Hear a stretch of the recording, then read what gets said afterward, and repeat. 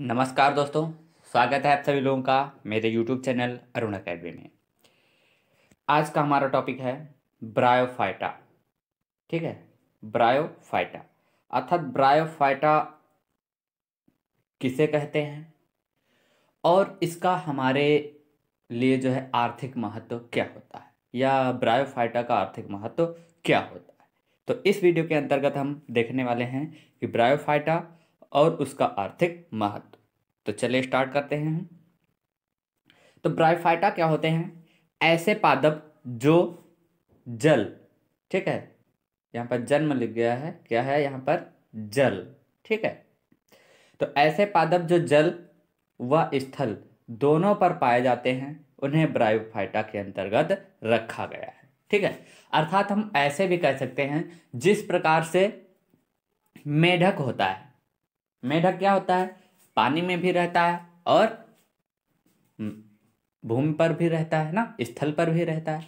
अर्थात जिस प्रकार से मेढक जंतु जगत का उभयचर कहलाता है, उसी प्रकार से जो ब्रायोफाइटा होते हैं ये पादप जगत के उभयचर कहलाते हैं। ठीक है,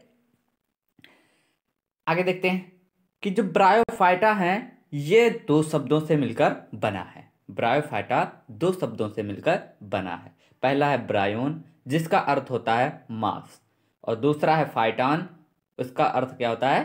पादप।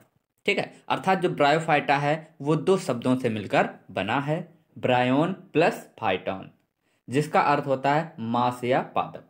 अर्थात इसे हम ऐसे भी कह सकते हैं, इसलिए इसे पादप जगत का उभयचर कहा जाता है।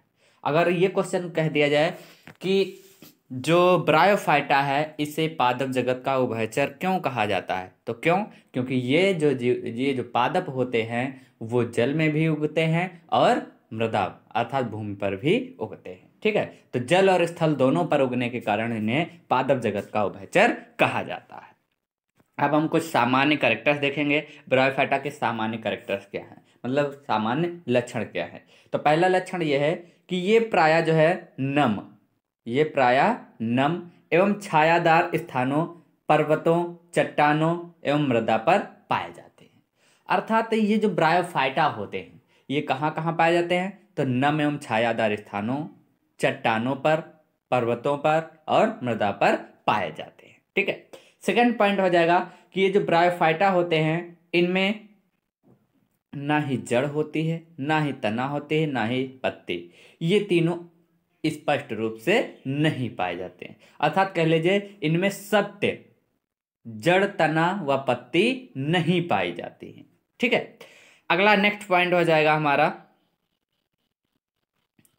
कि इनमें जड़ों के स्थान पर, ठीक है, इनमें जड़ें नहीं निकलती हैं, लेकिन इनके स्थान पर क्या होता है कि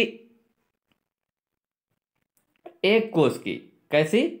एक कोष की या फिर बहुकोष की धागे नुमा संरचनाएं पाई जाती हैं, जिसे मूलाभास या इंग्लिश में से राइजोइड्स कहते हैं। ठीक है, तो क्या होता है कि जो ब्रायोफाइटा में पाए जाने वाले पादप होते हैं उनमें जो जड़ है वो स्पष्ट रूप से नहीं पाई जाती है। अभी ऊपर वाले पॉइंट में बताया था कि इसमें जो जड़, तना और पत्ती होती है वो स्पष्ट रूप से नहीं पाई जाती है। लेकिन क्या होता है, जो जड़ होती हैं इनके स्थान पर एक कोष की या बहुकोष की धागे नुमा संरचनाएं पाई जाती हैं, जिन्हें मूलाभास या फिर राइजोइड्स कहते हैं। और ये जो मूलाभास होते हैं ये सेम टू सेम जो है एज ए रूट अर्थात जड़ के रूप में ही कार्य करते हैं।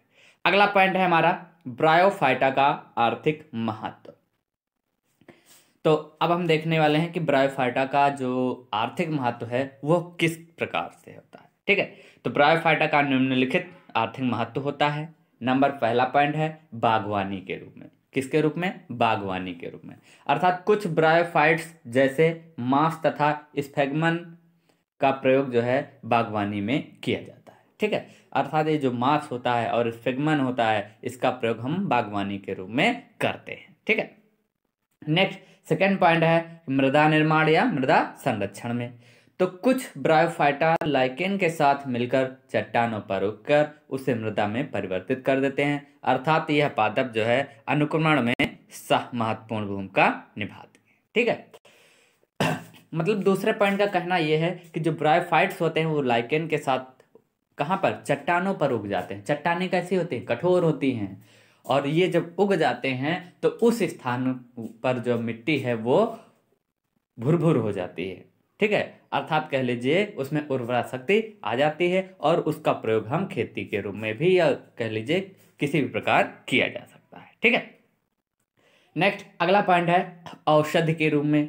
तो औषधि के रूप में क्या होता है, कुछ ब्रायोफाइटा में औषधीय गुण पाए जाते हैं, जैसे पॉलीट्राइकम काम्युनी। ठीक है, कौन सा, पॉलीट्राइकम काम्युनी। ब्रायोफाइट्स से निर्मित चाय का प्रयोग गुर्दे तथा पित्ताशय की पथरी के उपचार में किया जाता है। अर्थात एक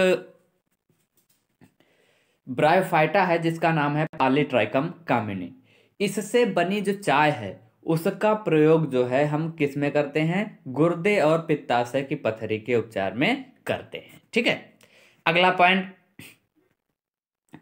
ईंधन के रूप में। तो ईंधन के रूप में क्या होता है कि कुछ ब्रायोफाइट्स जैसे स्फैगमन जो होता है उसका प्रयोग ईंधन के रूप में किया जाता है। ठीक है, लास्ट पॉइंट है हमारा भोजन के रूप में। तो अनेक ब्रायोफाइटा का उपयोग जो है भोजन के रूप में भी किया जाता है। तो इस प्रकार से ये हो गया हमारा आर्थिक महत्व। तो अगर आपको वीडियो अच्छा लगा हो तो please like share comments and subscribe to our YouTube channel Arun academy.